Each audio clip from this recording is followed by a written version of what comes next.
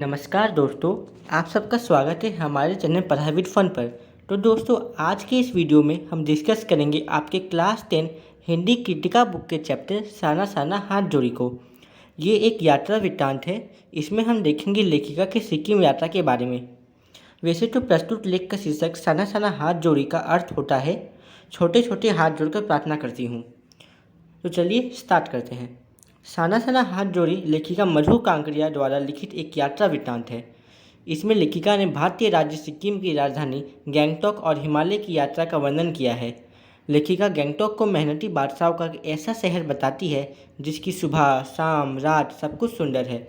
लेखिका ऐसा इसलिए कहती है क्योंकि पहाड़ी इलाकों में जीवन संघर्ष से भरा होता है और वहाँ जीवन जीने के लिए काफ़ी मेहनत करनी पड़ती है। साथ ही साथ गैंगटॉक की सुबह शाम रात सब कुछ काफ़ी सुंदर और मनमोहक है। वहाँ तारों से भरे आसमान को देखकर लेखिका को सम्मोहन महसूस होता है जिसमें वो खो जाती है। वो नेपाली युवती द्वारा बताई गई प्रार्थना मेरा सारा जीवन अच्छाइयों को समर्पित हो को गाती है। दूसरे दिन वो सुबह जल्दी उठकर बालकनी में जाती है ताकि वो कंचनजंगा की चोटी को देख सके, लेकिन उस वक्त फॉगी वेदर होने के कारण वो कंचनजंगा की चोटी तो नहीं देख पाती, लेकिन बहुत से सुंदर रंग बिरंगे खिले फूल देखकर वो खुश हो जाती है। वो उसी दिन गैंगटॉक से 149 किलोमीटर दूर युमथांग देखने अपनी सहयात्री मनी और गाइड जितेन नार्गे के साथ रवाना होती है।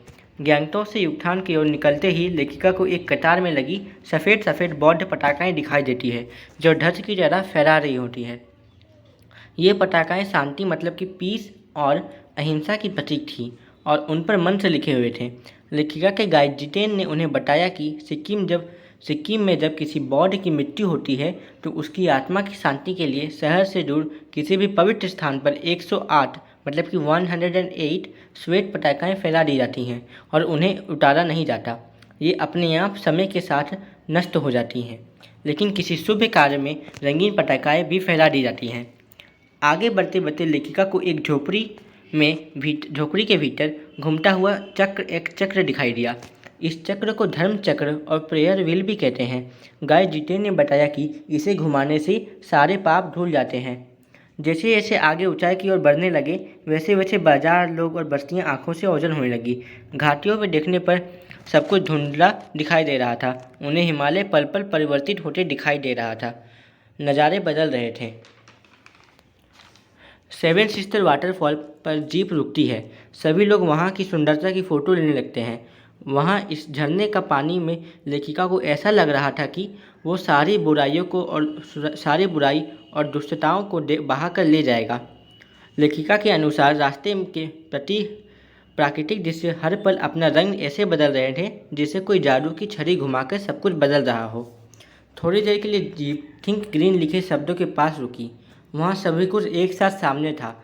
लगातार बहते झरने थे, नीचे पूरे वेग से बह रही तीस्ता नदी थी, सामने धुंध थी, ऊपर आसमान में बादल थे और मंद मंद हवा चल रही थी जो आसपास के वातावरण में खिले फूलों की हंसी चारों तरफ बिखेर रही थी। तभी आगे उन्होंने देखा कि रास्ते चौड़े करने का काम हो रहा था जिसमें महिलाएं काम कर रही है। सब कुछ औरतें की पीठ पर बंधी टोकरी में बच्चे थे। इतने सुंदर वातावरण में भूख, गरीबी और मौत के निर्मम दृश्य में लेखिका को सहमा दिया। एक कर्मचारी ने उन्हें बताया कि ये औरतें पहाड़ी रास्ते को चौड़ा बना रही है। कई बार काम करते समय किसी न किसी की मौत हो जाती है। यदि वहाँ उस समय सावधानी न बरती जाए तो जानलेवा हादसा भी हो सकता है। तभी लेखिका को महसूस हुआ कि सभी जगह आम जीवन की कहानी एक सी है।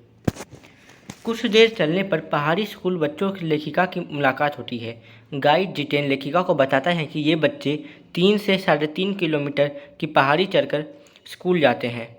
ये बच्चे स्कूल से लौटकर अपनी माँ के साथ काम करते हैं। यहाँ का जीवन बहुत मेहनत भरा है। जैसे जैसे ऊंचाई बढ़ती जा रही थी वैसे वैसे खतरे भी बढ़ते जाते थे। रास्ता मुश्किल भरा होता जा रहा था। जगह जगह गाड़ी धीरे चलाए के बोर्ड लगे थे। शाम के समय जीप चाय बागानों में से गुजर रही थी। बागानों में कुछ युवतियां सिक्किम के परंपरागत परिधान पहने चाय की पत्तियां तोड़ रही थी। युमथांग पहुंचने से पहले वे लोग लायुंग में रुके। लायुंग में लकड़ी से बने छोटे छोटे घर थे। लेखिका सफ़र की थकान उतारने के लिए तीस्ता नदी के किनारे फैले पत्थरों पर बैठ गई। रात होने पर गाइड जितेन के साथ अन्य साथियों ने नाच गाना शुरू कर दिया। लेखिका की सही यात्री मनी ने भी नृत्य शुरू कर दिया। लायुंग में अधिकतर लोगों की जीविका का साधन पहाड़ी आलू, धान की खेती और शराब था। लेखिका को बर्फ़ देखने की इच्छा थी, परंतु वहाँ बर्फ़ कहीं नज़र नहीं आ रही थी। उसके बाद लेखिका कटाव गई। कटाव को भारत का स्विट्ज़रलैंड कहा जाता है। लेखिका की सही यात्री मनी, जिसने स्विट्ज़रलैंड घूमा था, उसने कहा कि कटाव स्विट्ज़रलैंड से भी सुंदर है। कटाव को अभी तक टूरिस्ट स्पॉट नहीं बनाया गया था, इसलिए ये अब तक अपने नेचुरल स्वरूप में था। सभी सही यात्री वहाँ के वातावरण की फ़ोटो खिंचा रहे थे, लेकिन लेखिका वहाँ के वातावरण को अपनी सांस में समा लेना चाहती थी। उसे लग रहा था कि ऐसे वातावरण ने ही ऋषि मुनियों को वेदों की रचना करने की प्रेरणा दी होगी। लेखिका का मानना था कि ऐसे सौंदर्य को यदि कोई अपराधी भी देख ले तो वो भी आध्यात्मिक हो जाएगा। मनी के मन में भी दार्शनिकता उभरने लगी थी। वो कहती है कि प्रकृति अपने ढंग से सर्दियों में हमारे लिए पानी इकट्ठा करती है और गर्मियों में ये बर्फ़ शिलाएँ पिघलकर जलधारा बनकर हम लोगों की प्यास को शांत करती है। प्रकृति का ये जल संचय अद्भुत है। आगे जाने पर लेखिका को फौजी धावनियाँ दिखाई दी। लेखिका ये सोचकर उदास हो गई कि फौजी इतनी ठंड में कैसे रहते होंगे। वहाँ जाने का रास्ता भी खतरनाक था। कटाव से युमथांग की ओर जाते हुए प्रियोटा और रोडोडेंड्रॉन के फूलों की घाटी को भी देखा। युमथांग कटाव जैसा सुंदर नहीं था। जितेन गाइड ने रास्ते में बताया कि यहाँ पर बंदर का मांस भी खाया जाता है। बंदर का मांस खाने से कैंसर नहीं होता, ऐसा वहाँ के लोगों का मानना है। युमथांग पहुँचने पर उन्हें सब फीका फीका लग रहा था, क्योंकि युमथांग कटाव जैसा सुंदर नहीं था। मनी ने बताया कि पहाड़ी कुत्ते केवल चांदनी रातों में भौंकते हैं। ये सुनकर लेखिका हैरान रह गई। उसे लगा कि पहाड़ी कुत्तों पर भी ज्वार भाटी की तरह पूर्णिमा की चांदनी का प्रभाव पड़ता है। जितेन ने गुरु नानक के पदचिन्हों वाला एक ऐसा पत्थर दिखाया जहाँ गुरु नानक की थाली से चावल गिर गए थे और आज वहाँ चावल की खेती होती है।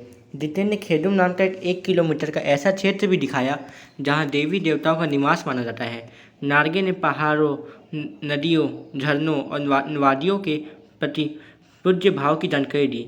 मतलब कि वहाँ के लोग क्या नदी, पहाड़, पेड़, झरनों, वादियों इन सब की पूजा करते हैं, क्योंकि इन्हीं पे उनका जीवन डिपेंड करता है।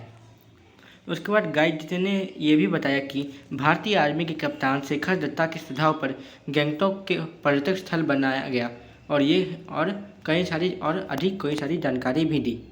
तो दोस्तों ये था आपके चैप्टर साना साना हाथ जोड़े का समरी। तो अब इसके बाद आपको क्या करना है, अपना बुक में इस चैप्टर को एक बार पढ़ लेना है। इसको पढ़ लेंगे तो आपको ये चैप्टर अच्छा से क्लियर हो गया होगा अब तक, ऐसा मैं आशा करता हूँ। और ऐसी अमेजिंग वीडियोज़ के लिए देखते रहिए हमारे चैनल पढ़ाई विद फन। Thank you.